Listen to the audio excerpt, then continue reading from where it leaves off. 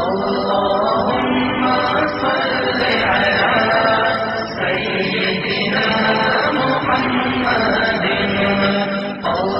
اللهم صل على سيدنا محمد.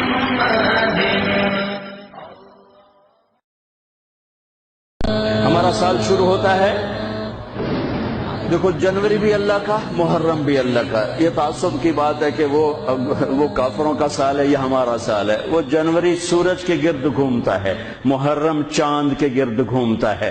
سورج بھی میرے اللہ کا اور چاند بھی میرے اللہ کا. الشمس والقمر دائبین، اللہ نے سورج چاند کو گھمایا. ایک کیلنڈر سورج کے ساتھ جوڑ دیا، ایک کیلنڈر چاند کے ساتھ جوڑ دیا. ہمیں چاند والا کیلنڈر دیا اور اوروں کو، باقی تمام دنیا کو اللہ تعالیٰ نے سورج والا کیلنڈر دیا. اس کی حکمت مجھے سمجھ میں آئی جب میں آج سے 5 سال پہلے ناروے دنیا کے آخری کنارے پر پہنچا، جس کو اینڈ آف دا ورلڈ کہتے ہیں، اور شمال میں وہ دنیا کا آخری کنارہ ہے، زمین کا آخری. اس کے اوپر جا کر پھر نارتھ کیپ بن جاتا ہے. جب میں وہاں پہنچا، اس علاقے میں سورج کا کیلنڈر فیل ہو جاتا ہے. 2 مہینے سورج نہیں نکلتا اور 2 مہینے سورج نہیں ڈوبتا. تو سورج کا کیلنڈر ناروے سے 2 گھنٹے کی فلائٹ پر جا کر فیل ہو جاتا ہے. آٹوا آخری شہر ہے اور پھر وہاں سے 6 گھنٹے کا سفر ہے جہاں اللہ نے مجھے پہنچایا اور میں نے وہ دنیا کا آخری کنارہ دیکھا. اللہ کی مخلوق بہت دیکھی، پر 2 مخلوق کو دیکھ کر جو میرے اوپر اللہ کے خالق ہونے کی ہیبت طاری ہوئی وہ میں کبھی نہیں بھلا سکتا. شاید ہزاروں کتابیں پڑھ کر بھی میں اللہ کے خالق ہونے کی ہیبت کا احساس نہ کر سکتا جیسا میں نے 2 اللہ کی مخلوق کو دیکھ کر میرے اوپر ہیبت طاری ہوئی کہ کتنا بڑا خالق. بلا وہو الخلاق العلیم، کتنا بڑا خالق. ایک ہمالیہ پہاڑ کو دیکھا، اس کی چوٹی ننگی تھی، سارا سلسلہ ننگا تھا. کئی 100 میل کا پہاڑی سلسلہ سال میں 15-20 دن کے لیے کھلا ہوتا ہے، ورنہ سارا سال بادلوں میں ڈھکا ہوتا ہے.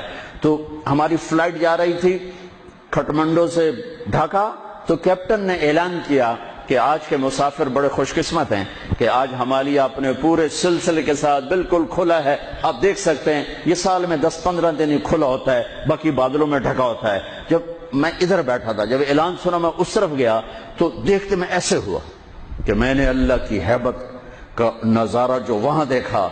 ہزاروں کتابیں پڑھنے والا عالم مفسر وہ نہیں میں احساس کر سکتا، نہیں کر سکتا. میری آنکھیں پھٹ گئی اور میرے منہ سے بے ساختہ نکلا اللہ اکبر.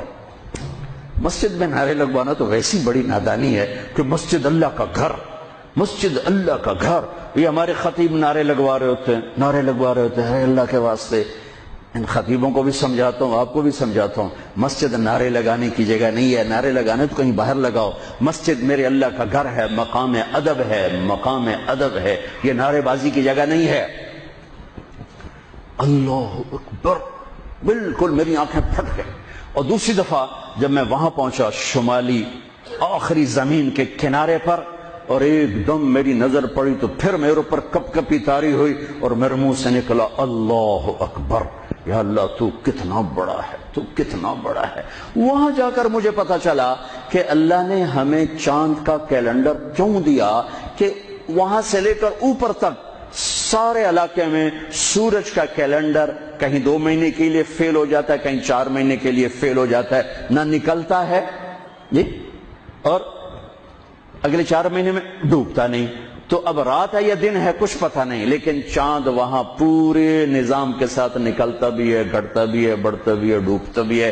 جب میں وہاں پہنچا مجھے نماز پڑھنی تھی، دن ہے کہ رات ہے، ویسے تو گھڑی موجود تھی پتہ ہے، لیکن جب آسمان کو دیکھا تو کچھ پتہ نہیں. چاند کو چمکتے دیکھا تو مجھے پتہ چلا کہ رات ہے، رات ہے.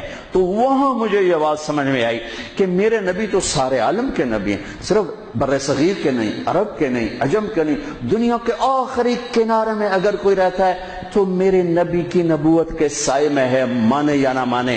اگر اسے میرے نبی کی شریعت پہ چلنا ہے، نماز پڑھنی ہے، روزہ رکھنا ہے، تو چاند موجود ہے، چاند کو دیکھو، حساب لگاؤ۔ چاند موجود ہے تو رات ہے، چاند موجود نہیں تو دن ہے، چاہے اندھیرا ہو چاہے اجالا ہو، چاند کو دیکھتے جاؤ، ٹائم بناتے جاؤ، حساب سے چلتے جاؤ۔ وہاں جا کے مجھے پتا چلا کہ میرے رب نے اپنے حبیب کو چاند کا کیلنڈر کیوں دیا۔